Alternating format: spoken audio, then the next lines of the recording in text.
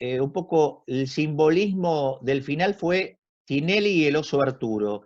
¿Estás con otra mirada con respecto a esa participación de la Rúa en el programa de Tinelli y lo que pasó?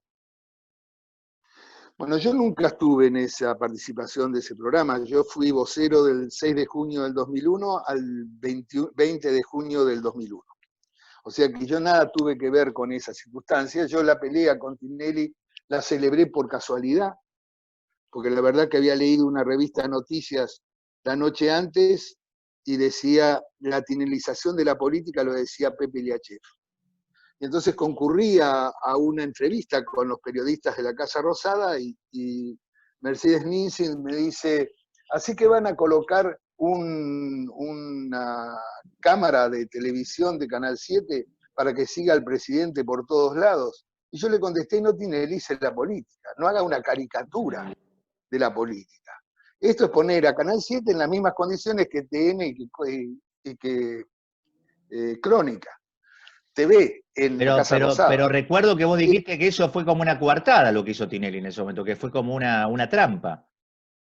No, eso fue después de todo lo que se dio, todo lo que se dio después de esa manifestación mía, vino casi un mes de discusiones, tuve que ir a pedir perdón a DEPA, porque lo había ofendido al señor Tinelli por haber hablado de la tinelización de la política. Mirá ahora estos que me pidieron que pida perdón, viéndolo al Tinelli actual, que no me había equivocado. ¿Qué opinas Política hacía Tinelli. Política hacía Tinelli entonces y sigue haciendo ahora. y qué En opinas del Tinelli consecuencia, de ahora? digo, para mí es una catástrofe el Tinelli de ahora. Es una catástrofe. El Tinelli de ahora primero tiene desconceptos acerca de la política. En segundo lugar, está un poco más belicoso que en otras épocas. Antes estaba mucho más entregado al diálogo. Y por último, para mí, ignora muchas cosas de la política. Ignora la historia de la Argentina. Ha tenido un profesor de política que es como cuando uno toma un maestro particular. La política no se hace con profesores. La política se hace haciendo política, estudiando política, trabajando en política, militando en un partido, seriamente, claramente, poniendo la cara, identificándote como tal. No como él, que Pero, estuvo de buzo táctico del peronismo en la televisión durante más de 20 años, con un éxito atroz. Pero él facilitó al peronismo, lo facilitó a Menem. Cuando vino Kirchner se asustó porque le hicieron algunos problemas ahí en Ideas del Sur, fue socio de Cristóbal López, digamos, es una catástrofe. Un tipo que quería ser, no sé, presidente, gobernador de Buenos Aires, una catástrofe. bueno, Es un pero a muchacho ver, con serios problemas, un tipo que se va a Chubut porque tiene miedo, es un miedoso, además. Me consta a mí, yo hablé con Tinelli cuando cayeron las Torres Gemelas. Él me llamó por teléfono para preguntarme a ver si había alguna hipótesis de conflicto de que pudieran ponerle un avión al Alcorta, no sé cuál es el edificio donde él vive en el piso 20. Y le tuve que decir que no había ninguna hipótesis de conflicto, porque él se quería ir a otra casa, a otro lugar, porque tenía miedo. eso creo que es la Entonces, primera vez que lo contaste, ¿llamó por eso? sí, me llamó por eso, claro. Es la primera vez que lo cuento, sí, pero me llamó por eso. Mira, estoy por trabajar en un libro acerca del 2001. Y, y me encontré con varias entrevistas que me hizo Tinelli en Radio del Plata. Porque yo salía en el programa de él. Incluso después de haber discutido lo que había discutido y lo dicho que había dicho, etcétera, etcétera. En donde él se sentía víctima de mí y yo le decía que no había ninguna persecución, ni censura, ni nada de eso, como no hubo. No hubo ninguna censura para el señor Kirchner. Cuando vino Kirchner, y apareció Kirchner con los ojos raros y la señora con carteras Louis Vuitton grandes, ¿te acuerdas? Sí. En el programa de Tinelli, ¿cuánto duró? 2 meses. A los 2 meses le entraron en las computadoras de él 2 personas con pelo corto, etcétera, se terminó el problema. Por eso cuando hablan de espionaje ahora, me da risa. Decir que ellos nunca tuvieron nada que ver con ese tipo de cuestiones. La CIDE de Kirchner era altamente riesgosa y peligrosa. Bueno, indudablemente que los espionajes Y están me mal, consta, haya hecho quien los haya hecho, ¿no? Pasó antes y está mal que haya pasado recientemente, si es así, por con supuesto. Mauricio Macri. No sé si no es una causa espejo para decir que todos somos iguales. Lo dije con Padilla en un programa en Crónica, de que estaban haciendo una causa en aquel embrollo de Padilla, de Dolores, que estaban haciendo una causa espejo, y fue una causa espejo hasta ahora, por lo que veo. Y esta va a pasar lo mismo. Bueno, yo te agradezco mucho esta charla, fue realmente sustanciosa escuchando tu opinión. A Juan Pablo Aguilar, que te dicen Jean Paul por Juan Pablo o por Jean Paul Belmondo. No, me dicen Jean Paul por Juan Pablo, porque mi abuela era, si bien eran argentina, los padres de mi abuela y de mi abuelo eran franceses.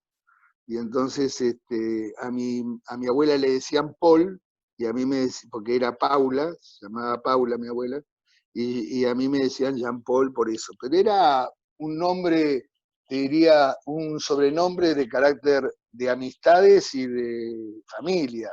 No era un sobrenombre que estaba vinculado a mi actividad política. Y un día se enteró Alfonsín de eso y fue el que me no sé cómo se dice, pero bueno, me introdujo este sobrenombre en la vida política. Y hablando de Alfonsín, y para terminar, el otro día recordaba una frase que quedó instalada como que después el marketing político de Agulla llevó a ese spot de dicen que soy aburrido. Cafiero, ¿no? Don Antonio Cafiero, que decía un domingo sin fútbol con lluvia, y de la Rúa era como una especie también de país inviable, aburrido, melancólico. ¿Se la escuchaste decir a Cafiero? ¿Alguna vez lo hablaste con eso él? ¿Te dolió? No. Mira, yo por Fernando de la Rúa tengo mucho cariño y mucho respeto. Porque él tuvo para conmigo, la verdad, me abrió su familia, me abrió su casa, yo trabajé con mucha libertad, nunca me preguntó qué pensaba acerca del partido, etcétera, habiendo militado 46 años al lado de Alfonsín. O sea que no fui a ese gobierno por ser punto o parte de Fernando de la Rúa. Él me eligió, él me convocó, pedí permiso a Alfonsín, fui con el permiso de Alfonsín, medio a regañadientes por parte de Raúl, pero fui. Me senté con Fernando de la Rúa, me dijo qué era lo que él quería y bueno, y nos pusimos a trabajar en esas circunstancias. Tengo por él mucho respeto. La verdad que yo perdí la batalla cultural en el ilusorio colectivo de la sociedad.